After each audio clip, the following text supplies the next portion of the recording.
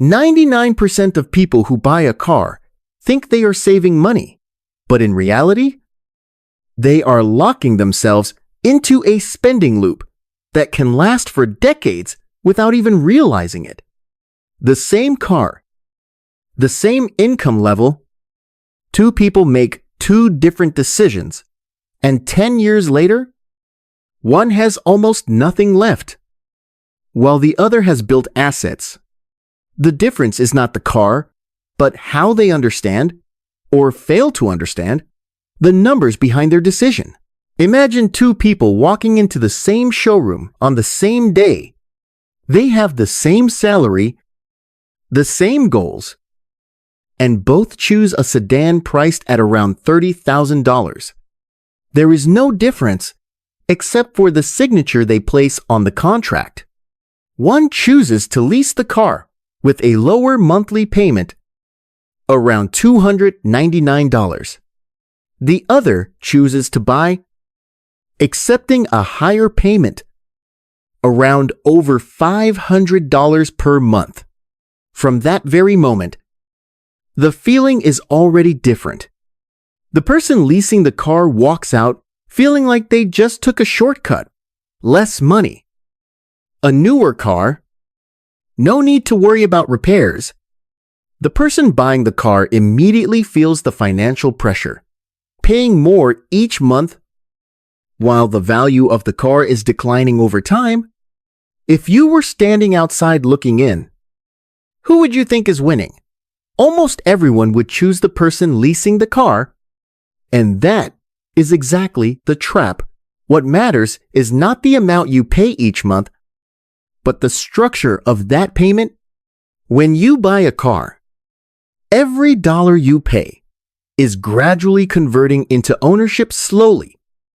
But surely, when you lease a car, every dollar you pay is simply a cost for temporary use.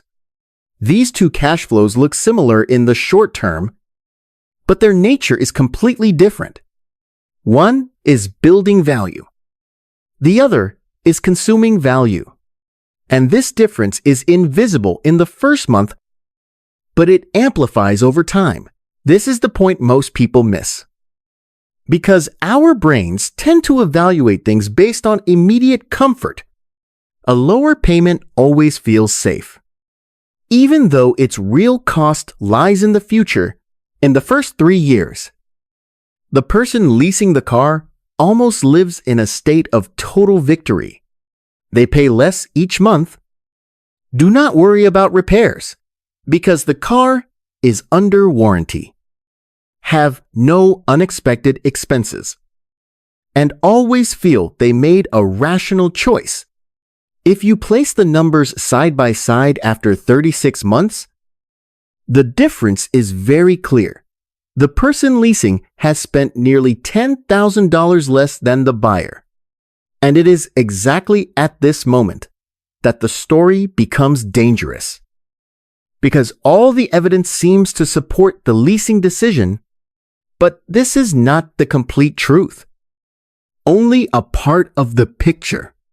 What you are seeing is short-term cost, while what truly matters is the long-term consequence.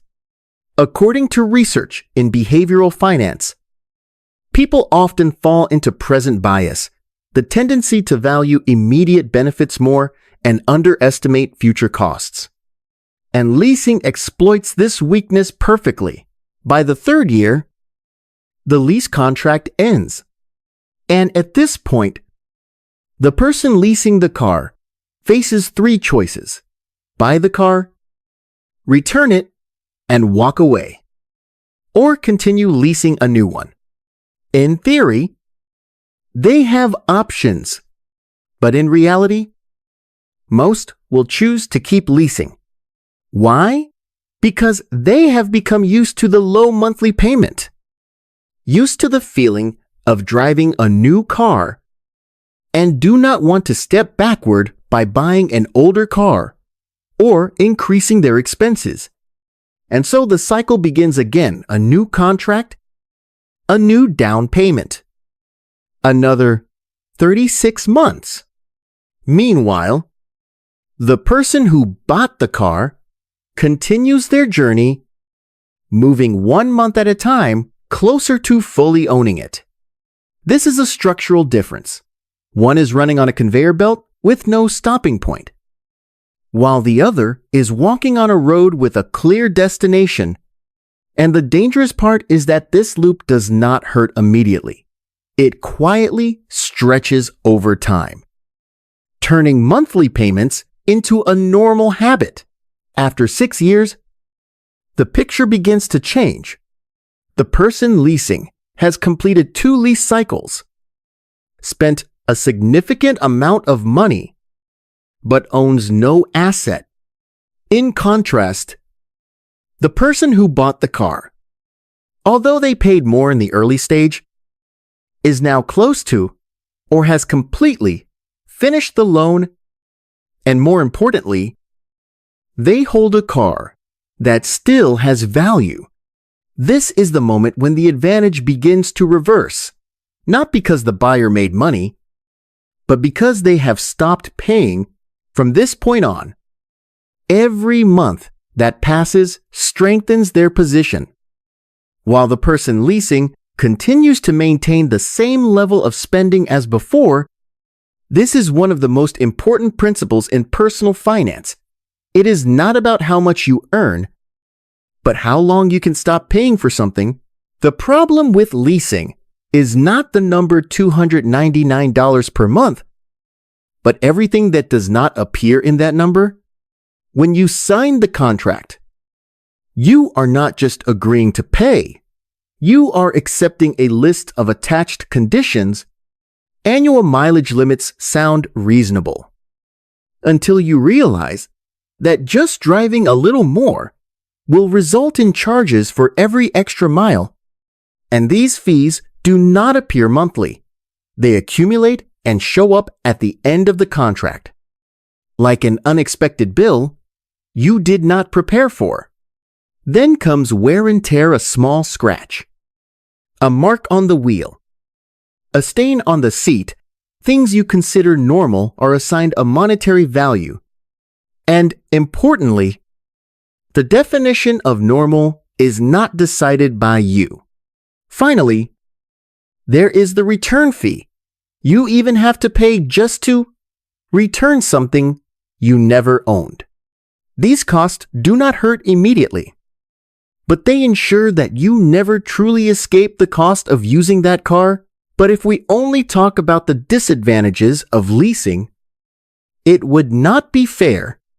Buying a car also has its price, and it is not pleasant. After the warranty expires, all risks belong to you.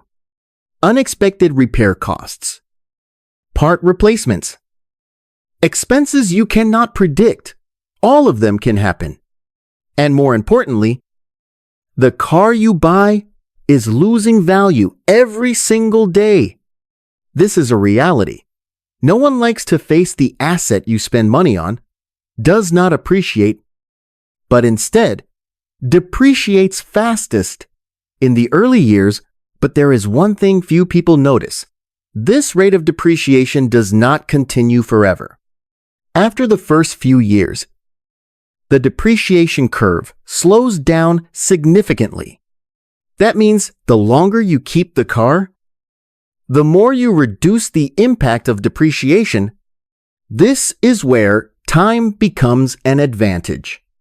In finance, there are assets that generate money, and there are decisions that help you stop losing money. And owning a fully paid off car belongs to the second category. When you extend the story to 10 years, everything becomes undeniably clear. The person leasing the car has gone through multiple contract cycles, continuously paying, continuously switching cars, but has accumulated no value.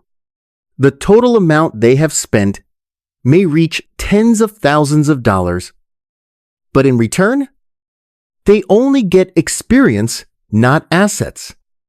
Meanwhile, the person who bought the car, after finishing the loan, enters a phase of no more payments.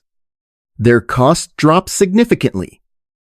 And the car, even though it is older, still holds usage value and resale value.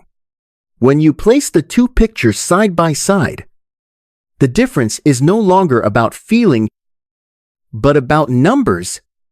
One side pays continuously to maintain a state, the other pays to end an obligation, and in the long term, the difference between maintaining and ending is the difference between consumption and accumulation.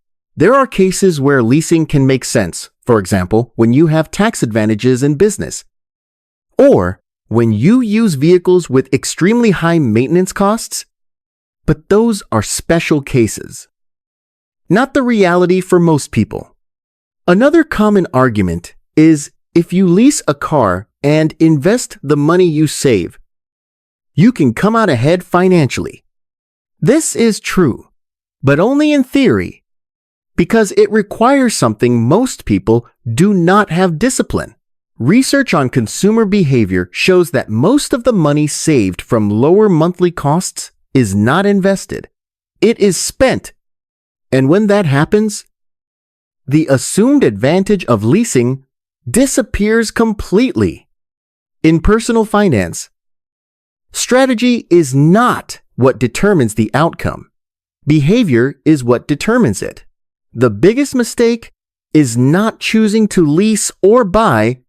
The biggest mistake is making a decision worth tens of thousands of dollars based on a monthly number without ever asking, what is the real total cost?